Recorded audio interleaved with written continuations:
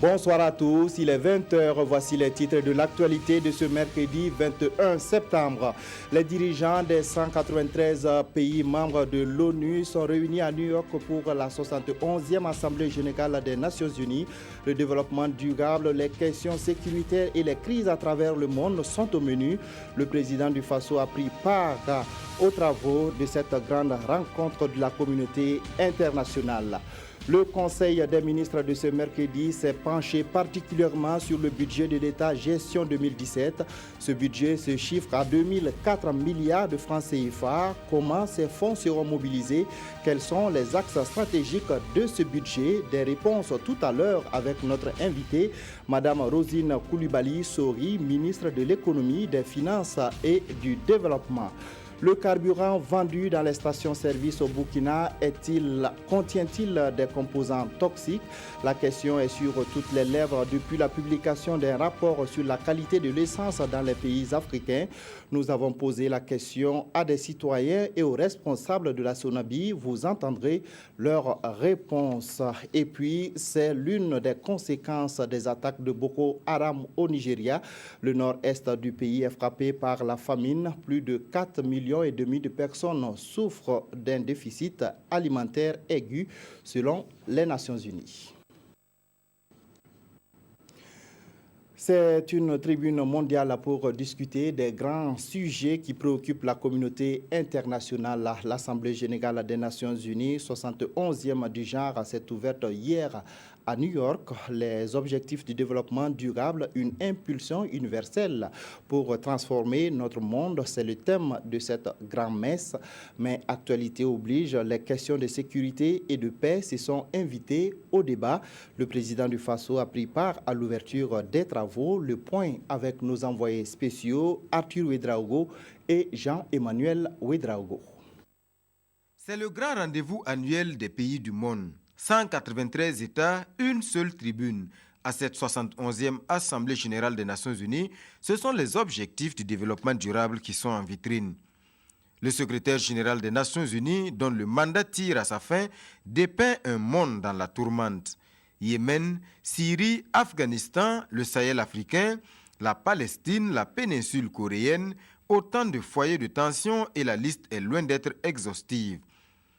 À cela, il faut ajouter le phénomène de radicalisation. Et concernant l'environnement, le secrétaire général des Nations Unies appelle à la mise en œuvre de l'accord de Paris avant la fin de l'année. Il reste encore 26 signatures à réunir, c'est l'avenir de la planète qui est en jeu. Et s'il y a un continent qui est vulnérable à tous ces maux, c'est bien le continent africain qui fait face aujourd'hui à la montée du terrorisme. La Somalie, la Libye, le Mali, le bassin du lac Tchad, le Sahel dans son ensemble sont gravement déstabilisés et le péril cherche à se répandre sur l'ensemble du continent. L'Union africaine et ses États membres, malgré la modestie de leurs moyens, sont fortement mobilisés et engagés dans la lutte contre ce fléau absolu. Pour preuve, les énormes sacrifices consentis par la MISOM en Somalie depuis 2004, la mise en place de la force mixte multinationale par les États du bassin du lac Tchad et le Bénin pour combattre le groupe terroriste Boko Haram, l'institution du groupe de G5 Sahel servant de cadre de coopération en matière de sécurité et de lutte contre toutes les menaces transfrontalières du pays au pays du Sahel. Cette rang de mobilisation devrait être renforcé et appuyé. Pour ce faire, le président Déby appelle les partenaires de l'Afrique à délier les cordons de la bourse pour contribuer au Fonds africain de lutte contre le terrorisme créé en juillet dernier à Kigali au Rwanda. L'autre intervention très attendue à l'ouverture de cette 71e Assemblée générale des Nations Unies, c'est celle de Barack Obama. Pour sa dernière allocution à cette tribune, le président américain évoque le paradoxe d'un monde plein d'incertitudes, de malaise et de discorde, malgré un contexte de progrès et de développement rapide des techniques et des moyens de communication. En marge de cette assemblée générale, les chefs d'État et de gouvernement ont tenu une rencontre de concertation sur la Guinée-Bissau, plongée dans une crise politique. Le désengagement de la mission d'observation de la CEDEAO dans ce pays a été évoqué. Le président du Faso a annoncé le maintien sur place des soldats à Burkinabé jusqu'à la fin de la crise. Des détails avec Arthur Ouedraogo et Jean-Emmanuel Ouedraogo. En marge de la 71e Assemblée générale des Nations unies ici à New York, les chefs d'État et de gouvernement de la CEDEAO se concertent sur la crise politique qui perdure en Guinée-Bissau. Face au blocage de toutes les institutions de ce pays, la communauté sous-régionale a désigné le président Alpha Condé de la Guinée et Ernest Bai Koroma de la Sierra Leone pour conduire une médiation entre les différentes parties. La mission, une feuille de route 6.RC soumise ici à l'absence. C'est un 6 points. Et donc il est urgent de mettre en œuvre le point qui se dit rencontrer toutes les parties en Guinée pour pouvoir discuter du contenu et voir bien que tout le monde maintient la disponibilité à une discussion franche, à une de responsabilité des différents partis politiques en vue de trouver une véritable sortie de crise. Deuxièmement, au terme de ce premier point, le deuxième point qui est important, c'est de mettre en place un gouvernement fonctionnel. La mission de médiation va donc se poursuivre en Guinée-Bissau, un pays où aucun président élu n'est jamais allé au terme de son mandat. En attendant le modus vivendi, pas question d'abandonner ce pays. Le désengagement de la mission d'observation peut attendre. Le retrait est d'actualité, mais on nous a demandé, pour des raisons de sécurité, de pouvoir garder nos troupes là-bas, même si, malheureusement, sur le plan financier, la CEDEAO n'arrive pas à respecter ses engagements vis-à-vis du Burkina Faso. Mais nous pensons que d'ici les 6 mois qui viennent, puisqu'il y a un travail de formation et de reprise en main, nous pourrons nous retirer. Les acteurs politiques et institutionnels de la Guinée-Bissau sont invités à considérer avant tout l'intérêt du pays et des populations. On reste à New York où le président du Faso a reçu en audience la vice-présidente du département de la politique et de l'évaluation du Millennium Challenge Corporation, MCC. Le Burkina est candidat pour un nouveau compact. La vice-présidente a expliqué à Roch-Marc Christian Kaboré le processus et les conditions d'éligibilité à ce nouveau compact. On l'écoute à sa sortie d'audience.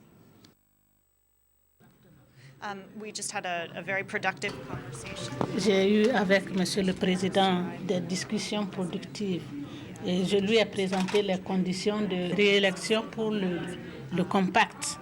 Et je lui ai décrit tout le processus que le Conseil du MCC suivra pour élire de nouveaux bénéficiaires du compact. La décision appartient au Conseil du MCC qui va revoir tous les critères et conditions avant de décider. Voilà des propos recueillis pour nous par Arthur Ouedraogo et Jean-Emmanuel Ouedraogo. Retour au Burkina Faso et on prend tout de suite la direction du palais de Kosiam où s'est tenu l'hebdomadaire Conseil des ministres sous la direction du Premier ministre en chef du gouvernement Paul Kaba Thieba.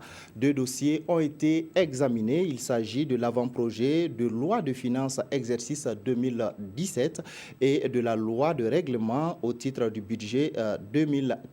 Des détails avec Nong Bakouda et Nyarkiteda. Par délégation signée du président du Faso, c'est le Premier ministre Paul Kaba Thieba qui a dirigé les travaux du Conseil des ministres de ce mercredi. À l'ordre du jour, l'amendement et l'adoption de l'avant-projet de loi de finances exercice 2017. Après examen, le Conseil retient un budget de plus de 2 000 milliards de francs CFA. Le projet de loi prévoit donc en recette pour le budget 2017 2004 milliards 477 millions 900 000 francs CFA, soit une hausse en gros de 27,42%. Au niveau donc des dépenses, nous sommes à 2407 milliards 969 millions 350 000 francs CFA, soit une augmentation également des dépenses de 33%. Il faut noter que les dépenses d'investissement dans ce budget-là passent d'environ 700 10 milliards de francs CFA à 1229 milliards de francs, quasiment donc plus de 60% d'augmentation. À en croire le porte-parole du gouvernement, cela traduit la volonté de l'exécutif d'assurer le fonctionnement de l'État avec un maximum de prise en charge par des recettes propres. Au menu également des échanges du Conseil des ministres, la loi des règlements au titre du budget de l'État gestion 2015. Ce budget-là a été donc réglé en ce qui concerne les dépenses à 1436 milliards, en ce qui concerne les recettes à 1436 milliards de francs CFA et aux dépenses à 1476 milliards, soit un déficit budgétaire de 39 milliards 283 811 470 francs CFA. Le Conseil des ministres de ce jour a donc focalisé les échanges sur la loi des finances qui sera déposée à l'Assemblée nationale en début de semaine prochaine. Et nous recevons Mme Rosine Koulibaly-Sori, ministre de l'Économie, des Finances et du Développement, pour parler justement du budget de l'État gestion 2017. Bonsoir, Madame la ministre. Bonsoir. Alors, une grande partie du Conseil des ministres de ce jour a été consacrée à l'examen de l'avant-projet de loi de finances pour l'exécution du budget gestion 2017. Alors, est-ce que vous pouvez nous dire dans quel contexte l'élaboration de cet avant-projet de loi a été faite? Je vous remercie pour l'occasion qui m'est offerte. Et je voudrais aussi remercier tous ceux et celles qui ont participé à l'élaboration de ce budget. Parce que, comme vous savez, c'est un dialogue interactif au niveau des institutions et ce dialogue a connu la participation de tous les segments ministériels et des institutions de l'État. S'agissant du contexte, je pense que c'est important de se souvenir d'un certain nombre de repères importants. Les repères, c'est quoi? Parce que nous sommes dans le processus de budget-programme. Il ne s'agit pas seulement d'aligner des chiffres. Il s'agit de dire pourquoi et quelle est l'orientation du budget. En matière de repères, il faut dire d'abord que le budget cadre exactement avec les priorités du PNDS. PNDS lui-même inspiré du programme présidentiel. Donc, le budget 2017 est un extrait du budget programme. Rappelez-vous qu'il y a eu le document de programmation pluriannuelle au niveau du budget de l'État qui avait été déjà adopté par l'Assemblée nationale. Et ce document pluriannuel couvrant les 3 ans 2017-2019 avait déjà cadré en fait le budget des 3 exercices à venir. Donc, c'est un extrait du budget du programme pluriannuel que nous avons donc présenté en 2017. Donc ça, c'est un élément de contexte important. Et l'élément de contexte, c'est dire que nous sommes dans une réforme budgétaire où maintenant c'est l'exercice de budget-programme. Et j'étais heureuse la semaine dernière lorsque j'ai reçu une mission technique du Fonds monétaire international. Ils ont été heureux de constater que le Burkina a maîtrisé vraiment cette réforme et que la conduite du processus vraiment était très bien par rapport à certains pays qui ne se sont même pas encore lancés dans la réforme budgétaire. Maintenant, ça, c'est les repères pour rappeler dans quel contexte cela s'est fait. Maintenant, en plus de cet arrimage-là, le budget est un instrument de politique économique, comme vous le savez. Le budget décrit les priorités au niveau d'un gouvernement. C'est ainsi que vous allez voir que c'est un budget d'abord qui, de façon claire, montre que nous voulons que les investissements soient massifs, très important. Tout à l'heure, le ministre de la Communication vous a dit qu'au niveau des investissements, c'est un accroissement de 73% de 2016 à 2017, ce qui est un bond qualitatif très important. Donc, c'est un budget ambitieux. Ça, c'est très important. Il faut se dire aussi que c'est un budget qui tient compte aussi des secteurs porteurs de croissance. Vous allez voir si on a le temps. Les dépenses, ce sera surtout des dépenses au niveau des infrastructures, au niveau des secteurs de transformation, la petite et moyenne entreprise. C'est un budget pro-pauvre parce qu'il y a des investissements dans le secteur rural, mais aussi pour la création d'emplois. Et c'est un budget donc qui permet une transformation de l'économie, une amorce de transformation de l'économie en axant effectivement les investissements au niveau du secteur rural. Vous allez voir aussi, c'est important aussi de dire que dans ce budget, les secteurs sociaux n'ont pas été oubliés. Déjà en 2016, on avait commencé un certain nombre d'investissements au niveau des secteurs sociaux. Nous allons les poursuivre, que ce soit au niveau de l'éducation, que ce soit au niveau de la gratuité, au niveau des soins de santé, pour surtout la mère et l'enfant, que ce soit au niveau niveau des questions sociales, nous les avons prises en compte, y compris la prise en compte déjà en 2016 de l'appurement de toutes les incidences financières du dialogue que nous avons eu avec les acteurs sociaux. D'accord. Alors, ce budget, s'il est adopté par l'Assemblée nationale, sera de 2004 milliards de francs CFA. Alors, comment comptez-vous mobiliser tous ces fonds? Bon, on fait la différence. Le budget, c'est bien sûr en ressources et en emploi, recettes et dépenses. Les 2004 milliards, ça c'est au niveau des recettes. D'accord? Et donc, nous avons des dépenses qui atteignent le niveau de 2400 milliards, plus de 2400 milliards. Et naturellement, il y aura un déficit qu'il faut combler. Le plus important, c'est d'abord de montrer que nous voulons d'abord que le budget soit majoritairement financé sur ressources propres. Plus de 60% sur des ressources propres. Ça, c'est un message politique fort. Et vous allez voir au niveau du budget, justement, tant il y a un accroissement significatif au niveau du budget d'investissement, mais vous allez voir qu'en revanche, au niveau du fonctionnement, le taux d'accroissement est de à peu près 6%. Cela montre effectivement qu'il y a des efforts en matière d'investissement, ce qui nous des ressources supplémentaires en plus de nos ressources propres. Nous allons donc, d'ailleurs au niveau des ressources propres, c'est important de dire qu'il y aura un certain nombre de réformes courageuses que nous allons poursuivre au niveau de la fiscalité, par exemple, au niveau de la douane, en fait tous les secteurs qui peuvent apporter des ressources au gouvernement. Ça, c'est un aspect très important que je voudrais souligner. Maintenant, pour le gap à financer, il n'y a pas de secret. Le gap à financer, il faut chercher de l'argent ailleurs avec nos partenaires. C'est pour cela que nous comptons sur la conférence des partenaires au développement du Burkina qui va se tenir les 7 et 8 décembre prochains à Paris. Et cela va nous permettre de mobiliser un certain nombre de ressources. D'abord, des ressources sous forme de dons. Nous avons des partenaires qui nous donnent de l'argent sans demander des remboursements. Il y a des prêts concessionnels. Il y a un certain nombre de partenaires qui nous accordent des prêts à des conditions acceptables pour tenir compte des capacités d'endettement du pays. Alors, sur le marché régional, nous avons prévu, par exemple, 300 milliards en termes d'emprunts obligataires sur le marché régional et international aussi, s'il le faut. Mais aussi, et ce point est important, nous avons prévu aussi des partenariats publics-privés. Cela veut dire quoi? Si, par exemple, un partenaire se dit, bon, je suis prêt à investir dans le secteur de l'énergie et je récupère de mon investissement, je suis prêt, par exemple, à construire une voie et récupérer au niveau du péage, etc. Nous allons privilégier cela. C'est pour cela que dans la stratégie de financement du budget de 2017, nous avons essayé de décliner, de voir un peu selon les profils des partenaires, comment orienter les projets structurants que nous avons identifiés et qui feront l'objet de dialogue avec nos partenaires au développement.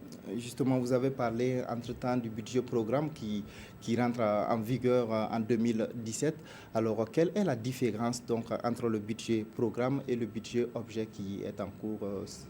Merci. Le budget programme est un budget axé sur les résultats. Ça, c'est un aspect important.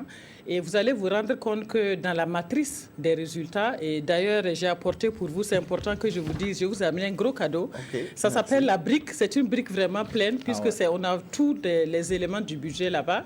On va se rendre compte d'abord au niveau du budget programme que c'est les résultats. Qu'est-ce que nous voulons atteindre à la fin de l'année? Donc, à ce niveau, au niveau du budget programme, nous allons devoir le résultat que nous voulons atteindre et aligner les moyens, les ressources humaines, les ressources financières, etc., que nous allons aligner. Ça, c'est d'abord en termes d'objectifs, ce que nous voulons atteindre. Mais aussi au niveau de la réforme budgétaire, c'est la responsabilisation des ministères sectoriels. Ça, c'est un aspect important de la réforme. Cela signifie quoi?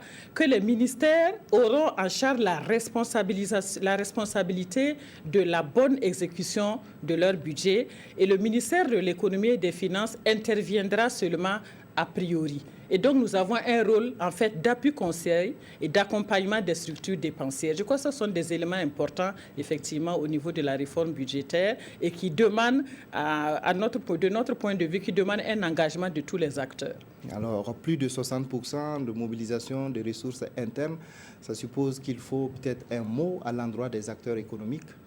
Oui, bien sûr. Bon, je voudrais d'abord, c'est important déjà de remercier les acteurs économiques parce que lorsque nous voyons les recettes fiscales dont nous bénéficions au niveau de l'État, c'est surtout les grands contributeurs qui actuellement apportent, c'est-à-dire les entrepreneurs qui sont les moyennes entreprises et les grandes entreprises surtout.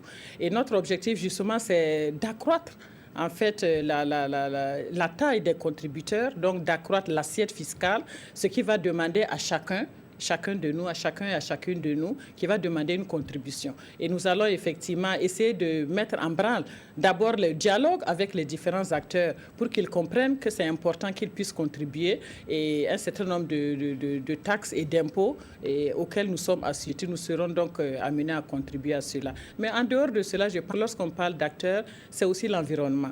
Et nous sommes dans des environnements toujours pas faciles et nous avons des défis très difficiles certaines fois. Et donc, c'est interpeller aussi la population et les acteurs sociaux pour qu'ils comprennent effectivement que nous sommes dans une situation assez délicate, que c'est le moment pour le Burkina Faso de se remobiliser pour pouvoir engranger vraiment des succès plus grands. Et lorsque le pays va bien se porter naturellement, nous allons distribuer les fruits de la croissance et que c'est grâce à la contribution de chacun que nous pourrons parler d'hôpitaux, que nous pourrons parler effectivement de césariennes, que nous pourrons parler de points d'eau. Donc tous ces éléments en fait ont une signification.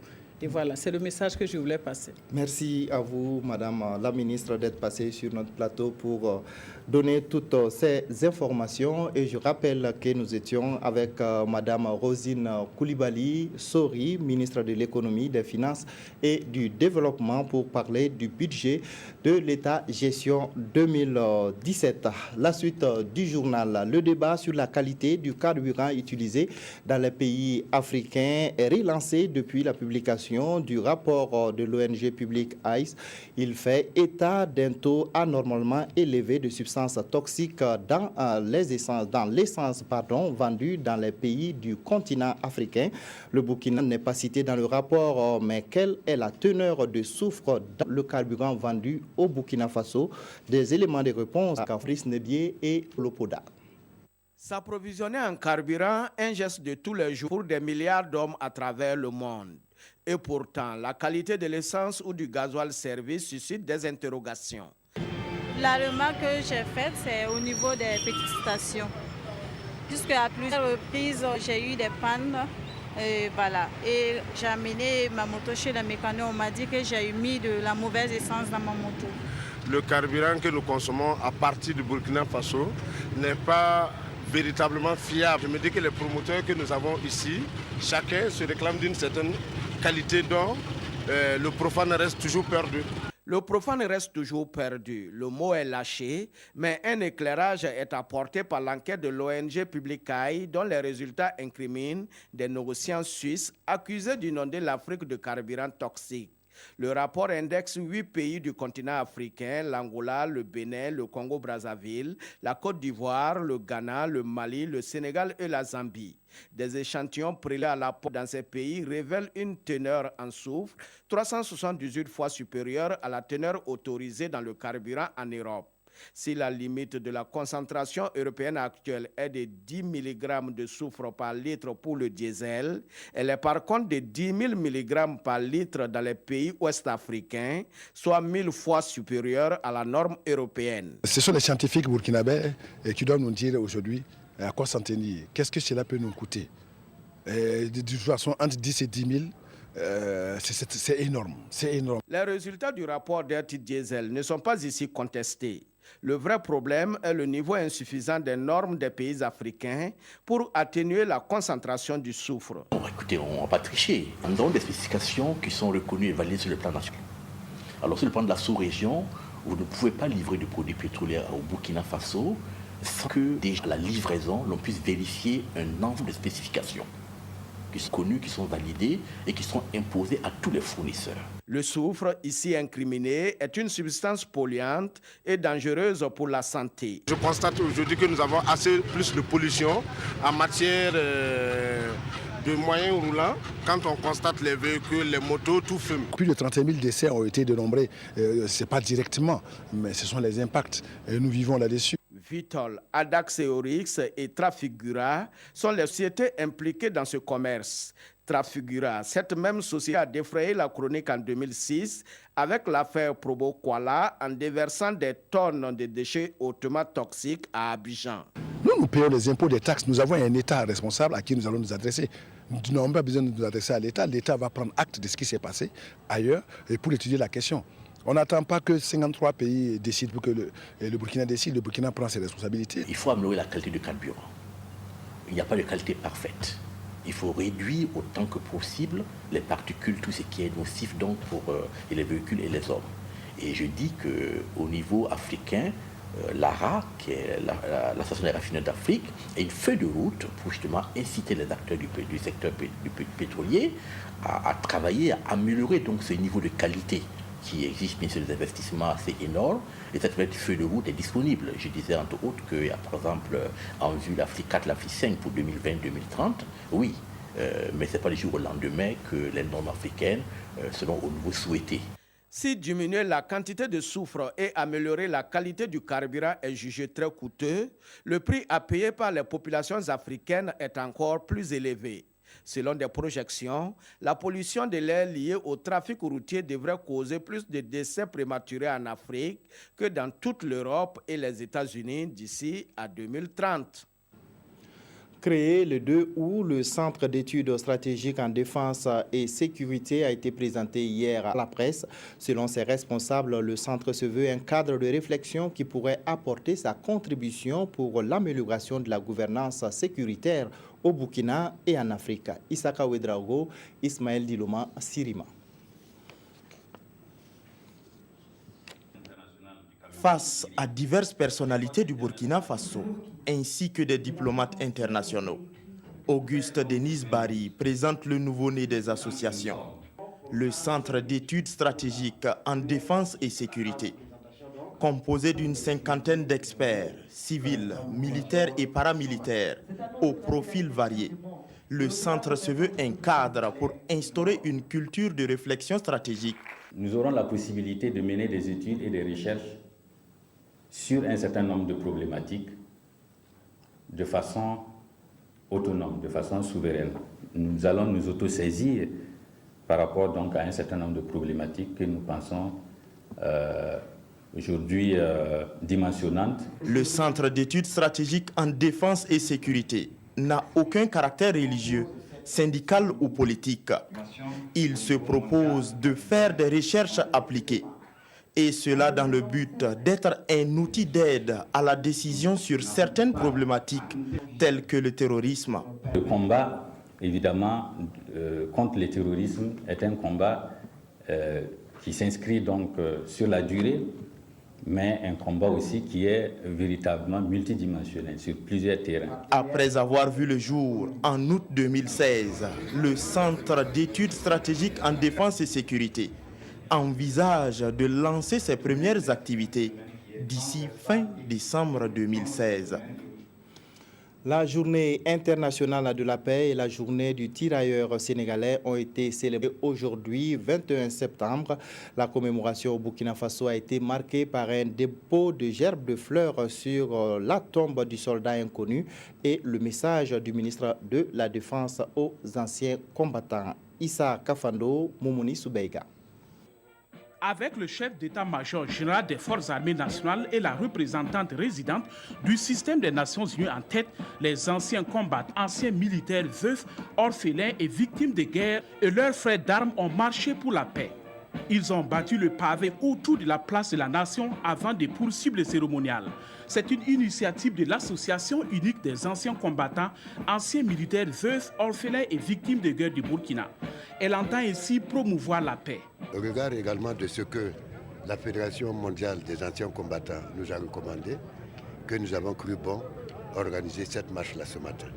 Voilà. L'association a été créée en 1946. C'est pour ça que nous fêtons le 70e anniversaire cette année même. Les objectifs, c'est l'entraide et la solidarité. La marche coïncide avec la Journée internationale de la paix célébrée chaque année dans le monde le 21 septembre.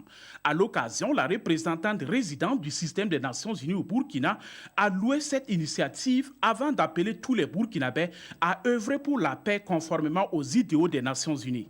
Il est important de marquer, honorer aussi ceux qui nous ont quittés au front du champ, mais à la fois de rappeler l'idéal auquel nous voulons vraiment aboutir. Les sociétés pacifiques, ouvertes aux fins du développement durable. Le chef d'état-major général des armées représentant le ministre de la Défense nationale et des anciens combattants a félicité les anciens combattants pour leur démarche. Le général Zagré a mis à profit cette journée pour encourager ses troupes, notamment celles déployées sur le théâtre des conflits. Oui, nous avons aujourd'hui de nombreux militaires et paramilitaires qui sont déployés au Darfour, au Mali, en Guinée-Bissau et des agents de UNIPOL qui sont aussi à Haïti sur divers théâtres qui concourent à la paix à travers le monde.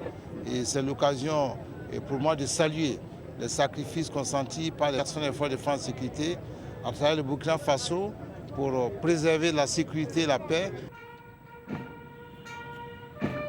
La cérémonie a également été marquée par la commémoration de la journée du tirailleur sénégalais. Une gerbe de fleurs à de ces fêtes était déposée sur la tombe du soldat inconnu à la place de la Nation. À présent, la revue de presse avec Evelyne Dabiri. Saisi d'une importante quantité de lait de marque Mira à Bobo-Dioulasso par la gendarmerie de la dite ville, révèle le pays. Après analyse, les résultats ont démontré que ce lait est de mauvaise qualité, explique Notre Temps, qui pose une série de questions. Ce lait est-il fabriqué au Burkina? Comment s'est-il retrouvé sur le marché? Les promoteurs de ce lait sont-ils mis aux arrêts? Des questions qui restent pour le moment sans réponse. Mais des réponses ont été trouvées lors du procès des brûleurs de feu.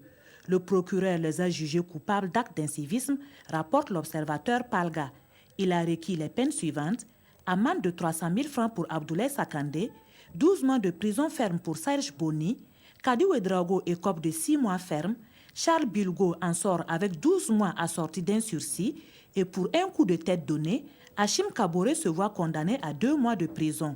D'autres connaîtront le sort qui leur est réservé le 27 septembre, précise l'observateur Palga. Actualité hors du Burkina, les regards sont toujours tournés vers la RDC. Prévost, aujourd'hui au Faso répond, c'est un calme fourré, parfois troué par des coups de feu. Cette crise inquiète, surtout que l'Église catholique a annoncé qu'elle suspendait sa participation au diaconal, écrit ce journal. Une suspension que l'observateur Palga perçoit comme une manière pour l'Église catholique d'indiquer la porte de sortie à Kabila. Mais Joseph Kabila va-t-il quitter le pouvoir sur la pointe des pieds avant la fin de son 3e et dernier mandat, s'interroge Sidoya. Ou, écrit Notre Temps, va-t-il continuer à espérer que les manifestants se lassent de crier à tue-tête et plient les chines? Voilà qui met fin à cette édition. Merci de l'avoir suivi. L'information revient à 22h30 avec Jacques Lamissa Tarpaga. Bonsoir.